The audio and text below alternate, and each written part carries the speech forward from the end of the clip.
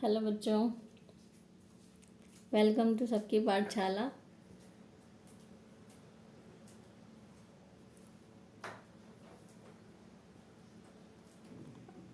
और आज की क्लास में बेसिकली नोट्स करने वाले हैं एंड कुछ क्वेश्चंस हैं इंपॉर्टेंट, जिसमें प्रीवियस ईयर क्वेश्चंस भी हैं।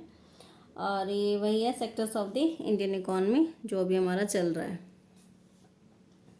तो शुरू में नोट्स हैं। पहले प्राइमरी सेक्टर क्या होता है, ये मैंने आपको मतलब बुक में भी लगवाया, अलग से नोट्स में भी हैं, आप लिख सकते हो और उसको याद कर लीजिएगा, मतलब अपने नोट्स में इसको कंपाइल करना है।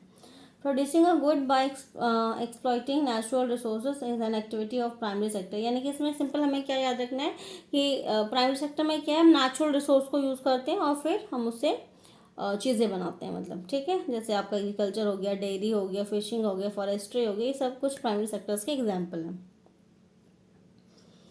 सेकेंड आपका सेकेंडरी सेक्टर, जिसमें क्या है, covers activity in which natural products are change into other form through way of manufacturing that we associate with industrial activities such as using cotton fiber from plants and making iron and steel from iron ore etc. अब इसमें क्या है, secondary sector में क्या है कि आप जो भी नेचुरल मिल रहा है आपको प्रोडक्ट, उससे आप कुछ नया बना रहे हो। जैसे शुगर से आप शुगर केन से आप शुगर बना रहे हो, कॉटन से आप मतलब फैब्रिक बना रहे हो। इस तरीके से क्या है, यहाँ पर अब मैन्युफैक्चरिंग का काम हो रहा है। टेरिटरी सेक्टर में क्या है, जिसे हम सर्विस सेक्टर भी बोलते हैं। These activities by themselves don't produce a good but they are an aid और a support for the production process. This sector is known as the service sector. Example transport, banking, insurance etcetera. अब इसमें क्या है कि इसमें हम कुछ बना नहीं रहे हैं, लेकिन ये क्या कर रहा है, प्राइमरी सेक्टर को और सेकेंडरी सेक्टर को अपना सर्विस दे रहा है, जिससे कि वो और ज़्यादा ग्रो कर पाएंगे और अपना काम जो है वो एफिशिएंटली कर पाएंगे। तो इसमें क्या क्या एग्जांपल है आपका, transport, banking, insurance etcetera.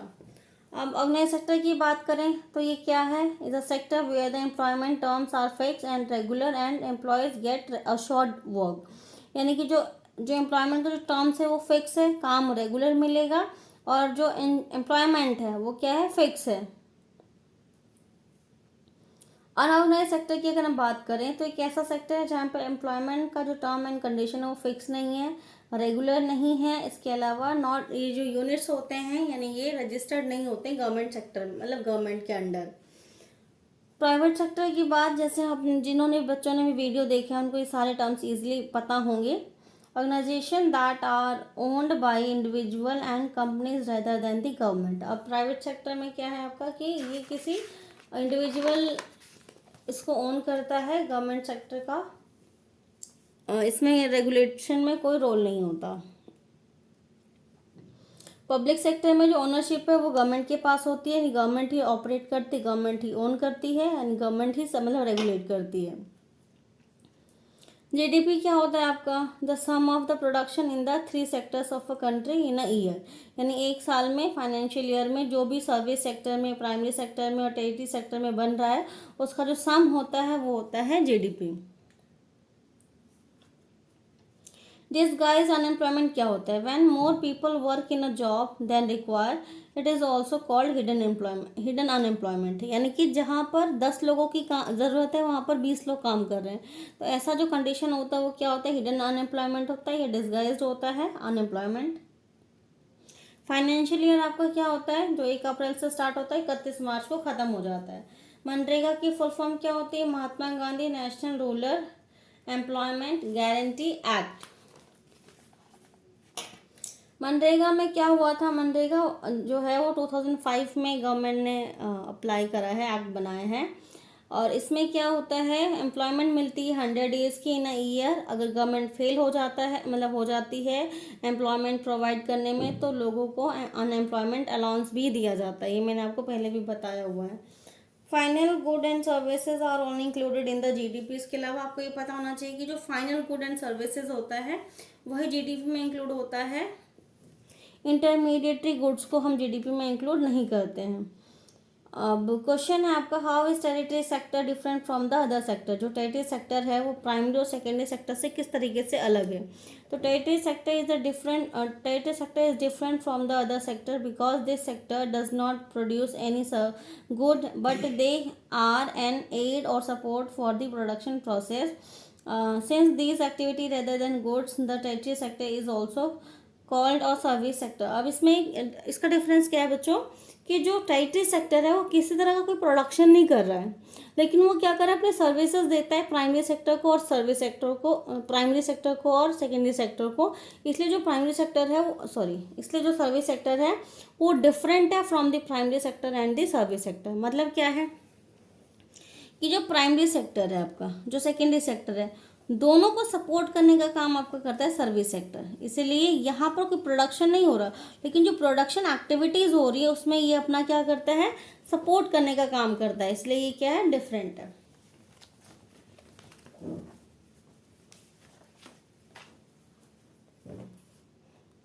Difference between economic and non economic activity, ये मैं पहले भी आपको बता चुकी। इकोनॉमिक एक्टिविटी जो है वो एक्टिविटीज़ होती हैं जो टू अर्न अ लाइवलीहुड किया जाता है। इसका जो मेन पर्पस होता है वो होता है प्रॉफिट अर्न करना। इसके अलावा the end result of this activities to satisfy human need. जैसे मान लो कोई भी काम करता है, मतलब टीचर है, डॉक्टर है, जो भी हम काम करते हैं उसके बदले में जब हमें पैसे मिलते हैं तो हम अपनी ह्यूमन नीड्स को क्या कर पाते हैं, सेटिस्फाई कर पाते हैं। इसका एग्जाम्पल है teacher teachers to student, doctor treated to patient. यानी कि जो टीचर है जो पढ़ाता है स्टूडेंट्स को, उसके बदले में उसे सैलरी मिलती है, इससे उसे सेटिस्फैक्शन मिलता है। नॉन इकोनॉमिक एक्टिविटी की यदि हम बात करें तो ये वो एक्टिविटीज़ है जो हम परफॉर्म करते हैं आउट ऑफ लव, सेंटिमेंट्स की वजह से ही हम काम करते हैं। The main M of this activities is psychological satisfaction, यानी हमें मनोवैज्ञानिक सेटिस्फैक्शन मिले।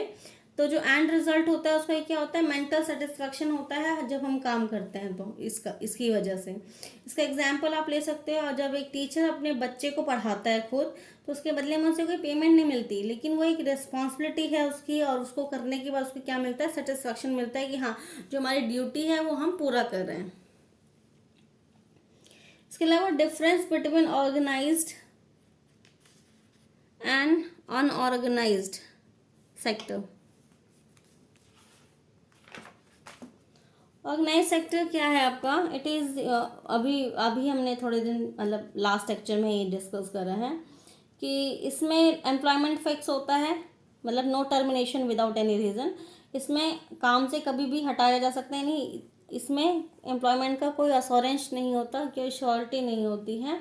ये गवर्नमेंट का रूल और रेगुलेशंस को फॉलो करती है नहीं करती है। इसके अलावा यहाँ पर क्या है, एम्प्लॉयमेंट को सोशल सिक्योरिटीज़ मिलती है, जैसे pension, provident fund, gratuity, working hour fix होता है, रेगुलर वर्क होता है, जबकि इसमें ये सारी कोई फैसिलिटी नहीं होती है। इसके अलावा government under this sector does not have any medical facilities, benefits and paid leave benefits. अब यहाँ पर मिलता है, मतलब मेडिकल फैसिलिटी भी मिलती है और पेड लीव बेनिफिट्स भी मिलते हैं। यहाँ पर मेडिकल फैसिलिटीज़ भी नहीं मिलते और पेड लीव भी नहीं मिलता है। अब अगर हम डिफरेंस की बात करें पब्लिक सेक्टर और प्राइवेट सेक्टर की, क्या डिफरेंस है, तो ये मैं पहले आपको बता चुकी हूँ। जो प्राइवेट सेक्टर होता है उसमें जो ओनरशिप है वो किसी इंडिविजुअल पर्सन के हाथ में होता है या फिर किसी कंपनी के हाथ में होता है, जबकि जो पब्लिक सेक्टर होता है उसमें जो ओनरशिप है वो गवर्नमेंट के हाथ में होता है। तो जो प्राइवेट सेक्टर है उसका जो सोल ऑब्जेक्टिव है वो क्या है, प्रॉफिट अर्न करना, और जो पब्लिक सेक्टर है उसका जो सोल ऑब्जेक्टिव है वो क्या है, पब्लिक वेलफेयर। इसका एग्जाम्पल भी आप याद रखिएगा, टिस्को है और रिलायंस है आपका प्राइवेट सेक्टर में, रेलवे और पोस्ट ऑफिस आपका और LIC वगैरह ये क्या है इसमें पब्लिक सेक्टर में। टाइप ऑफ अनएम्प्लॉयमेंट की अगर हम बात करें, difference between open employment and disguised unemployment. तो ओपन एम्प्लॉयमेंट जैसे नाम से हमें मतलब साफ पता चलेगा, it is a situation when a person does not has job, मतलब उसके पास काम है ही नहीं, क्लियरली विजिबल होगा। और इसे क्या, ह्यूमन कैपिटल का मतलब वेस्ट होगा। ह्यूमन कैपिटल मतलब लोग, हमारे जो ह्यूमन है वो ह्यूमन कैपिटल होते हैं, तो जब वो काम ही नहीं करेंगे तो प्रोडक्शन एक्टिविटी में किसी तरह का उनका कोई रोल ही नहीं है, तो ऐसे में जो उनका जो टैलेंट है वो क्या होगा, वेस्ट हो जाएगा। जबकि डिस्गाइज्ड अनएम्प्लॉयमेंट में क्या होता है, ये सिचुएशन है जहाँ पर more than required number of people are working, यानी कि जितनी ज़रूरत है उससे ज़्यादा लोग वहाँ पर काम कर रहे हैं। ये हिडन अनएम्प्लॉयमेंट होता है, यानी कि अनएम्प्लॉयमेंट इसमें हमें साफ साफ दिखाई नहीं देता है। इसमें क्या है, अगर हम कुछ लोगों को हटा करके कहीं नई जगह पर भी अगर हम एम्प्लॉय कर देते हैं, लगा देते हैं, तो उससे प्रोडक्शन एक्टिविटी पे किसी तरह का कोई असर नहीं पड़ने वाला है। अब ये क्वेश्चन है जो जनरली आता है पेपर में, the worker in the unorganise sector need protection on the following issues, wages, safety, health, explain with example. यानी जो अनऑर्गेनाइज सेक्टर में लोग काम कर रहे हैं उन्हें बहुत सारे प्रोटेक्शन चाहिए, जैसे वेज प्रोटेक्शन हो गया, हेल्थ फैसिलिटी का प्रोटेक्शन हो गया। तो ये कैसे हम दे सकते हैं? The unorganise sector is characterised by the small and scattered unit which are largely outside the control of the government. There is no provision for overtime, paid leave, holiday. Employment is subject to high degree of insecurity. Wages worker in the unorganized sector are often exploited and not paid of fair wages, as their wages are low. They need protection and they must get a fair wage so that they can support their family.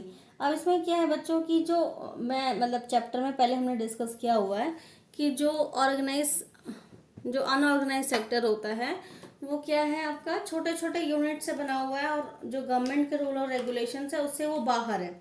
अब ऐसे में क्या है, जो लोग वहाँ काम कर रहे हैं उन्हें काम के बदले में क्या है, पेमेंट कम मिल रही है, जिसकी वजह से वो अपने फैमिली को सपोर्ट नहीं कर पाते हैं, सेल्फ सेटिस्फेक्शन नहीं होता, उनकी खर्चे पूरे नहीं हो पाते हैं।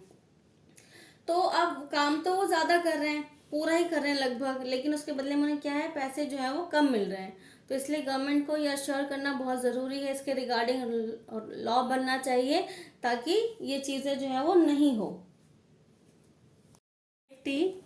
Unorganized sector is full of unsafety such as unsecure job, not fixed work, irregular working hour, no paid leaves, etc. In these conditions, it is very difficult for them to work or survive. अब safety की अगर हम बात करें, देखो पूरा मतलब unorganised sector में लोग काम तो कर रहे हैं लेकिन पूरा अनसिक्योर है, आपका काम फिक्स नहीं है, मतलब कभी भी हटा देंगे। फिक्स मतलब कोई काम फिक्स नहीं है, टाइमिंग फिक्स नहीं है, आपका वर्किंग आवर फिक्स नहीं है, पेड लीव्स नहीं है, लेकिन फिर भी जो लोग हैं वो काम कर रहे हैं, तो उनके लिए बहुत डिफिकल्ट है ऐसे कंडीशंस में काम करना।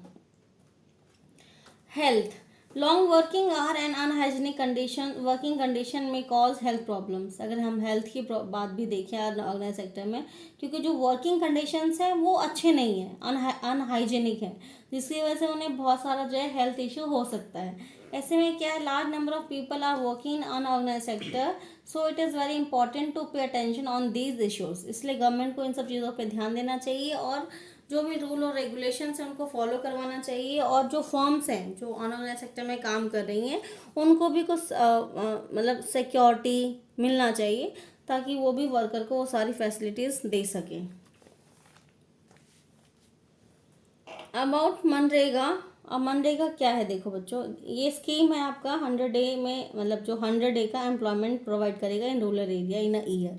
मतलब गवर्नमेंट ने राइट टू वर्क के अंडर एक एक्ट पास करा है जिसके अंदर लोगों को 100 दिनों का काम मिलता है एक साल में, ठीक है, ताकि लोगों को बेसिक 100 दिनों का तो काम मिले ताकि वो अपना जो है वो जीवन गुजार सकें। इफ़ गवर्नमेंट फेल्स, अगर गवर्नमेंट फेल हो जाती है तो उन्हें क्या मिलेगा, अनएम्प्लॉयमेंट अलाउंस मिलेगा। ये मैं पहले बता चुकी हूँ कि जो रूरल एरियाज़ होते हैं वहाँ पर ये ऑफिसेज होते हैं मनरेगा की, वहाँ पर जो भी मतलब काम करना चाहते हैं लोग वहाँ जा कर के अपना फॉर्म भर सकते हैं, उसमें अपनी डिटेल देंगे और उन्हें बोला जाएगा कि आपको 15 दिन के अंदर आपको काम के लिए बुला लिया जाएगा। अगर सपोज 15 दिन के अंदर उन्हें काम के लिए नहीं बुलाया जाता है तो ऐसे में गवर्नमेंट उन्हें क्या देगी, अनएम्प्लॉयमेंट अलाउंस देगी। इसके अलावा 1/3 जो जॉब्स हैं वो वुमेंस के लिए रिजर्व होती हैं, और इसका जो एम है वो क्या है, राइट टू वर्क को अप्लाई करवाना, मतलब लागू करवाना। It is aim to enhance, इसका जो एम क्या है, livelihood secure enhance livelihood security in the rural area by providing at least 100 day of the wage employment in a financial year to every household whose adult member volunteer to do unskilled manual work। यानी कि जो लोगों का जो livelihood है उसको secure करना, at least कि 100 दिनों का भी उन्हें अगर काम मिलेगा तो उससे क्या हो जाएगा, उनके लिए थोड़ा सा चीज़ें मैनेजेबल हो जाएंगी। जो जिन लोगों के पास सोचो काम नहीं है, अगर उन्हें 100 दिनों का भी काम मिलता है तो उनके लिए तो समझो एक तरीके से वरदान ही है कि कम से कम कुछ पैसा आएगा तो अपना घर चला पाएंगे। वाई इज टाइटी sector becoming the most important in India, यानी इंडिया में जो टाइटी सेक्टर है वो इतना इम्पोर्टेंट क्यों है? तो इंडिया जो है एक डेवलपिंग कंट्री है और जो कुछ फैसिलिटीज़ होता है वो सभी को चाहिए, जैसे हॉस्पिटल हो गया, एजुकेशनल इंस्टीट्यूट्स हो गए, पोस्ट ऑफिस हो गया, टेलीग्राफ हो गया, सर्विसेज हो गया, police station, court, bank, insurances are required. इसलिए इन सर्विसेज की जो डिमांड है वो क्या हो रही है, बढ़ती जा रही है। इसके अलावा अगर एग्रीकल्चर सेक्टर, इंडस्ट्रियल सेक्टर का डेवलपमेंट होगा तो उसके लिए जो भी सर्विसेज ज़रूर, जैसे ट्रांसपोर्ट हो गया, रोड हो गया, कोल्ड स्टोरेज हो गया, ट्रेड हो गई, इन सब चीज़ों की भी जो डिमांड है वो क्या होगी, बढ़ जाएगी। इसके अलावा जैसे जैसे लोगों का इनकम बढ़ता है वैसे वैसे जो उनका लिविंग स्टैंडर्ड है वो चेंज हो जाता है। लोग जो है वो अपनी लाइफ को थोड़ा इन्जॉय करने लग जाते हैं। उनका जो ईटिंग हैबिट है वो चेंज हो जाता है, जैसे वो रेस्टोरेंट्स में खाना खाना पसंद करते हैं, घूमने जाना पसंद करते हैं, शॉपिंग करना पसंद करते हैं। तो ऐसे में क्या है, उनका जो लाइफ है वो चेंज होता है और लाइफ चेंज होने की वजह से वो ज़्यादा से ज़्यादा सर्विसेज की डिमांड करते हैं।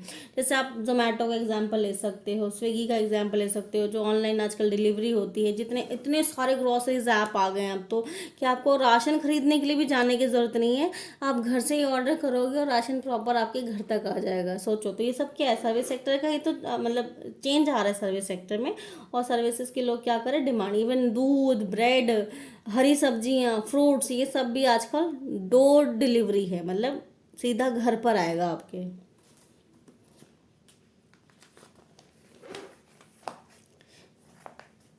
Over the past decade or so, on certain new services such as those based on the information। इसके अलावा देखो आईटी सेक्टर में बहुत ज़्यादा चेंज आ गया है। आजकल आप हर हाथ में मोबाइल देख सकते हो, इंटरनेट के बगैर तो अब जीवन की कल्पना ही नहीं की जा सकती है। तो इन सब चीज़ों की वजह से भी सर्विस सेक्टर्स का जो ग्रोथ है वो बढ़ गया है। How to create unemployment in the rural area. अब अगला तो क्वेश्चन है जो जनरली पेपर में पूछा जाता है कि हम रूरल एरिया में किस तरीके से मतलब एम्प्लॉयमेंट जनरेट कर सकते हैं। तो पहला पॉइंट कहता है कि अगर फार्मर्स को लोन प्रोवाइड किया जाएगा लो इंटरेस्ट रेट पे, तो उससे क्या उनका एग्रीकल्चर कॉस्ट कम आ जाएगा और वो एग्रीकल्चर मतलब खेती में वो इन्वेस्टमेंट कर पाएंगे। इसके अलावा अगर इंफ्रास्ट्रक्चर बिल्डअप किया जाए, जैसे रोड्स बनाए जाए, रूरल एरियाज में डैम्स बनाए जाए, डैम्स के बनाने से उन्हें बिजली मिलेगी, रोड्स बनाने से क्या होगा, वो जो भी चीज़ें उगा रहे हैं खेतों में उनको बाज़ार में बेचने में उन्हें आसानी हो जाएगी।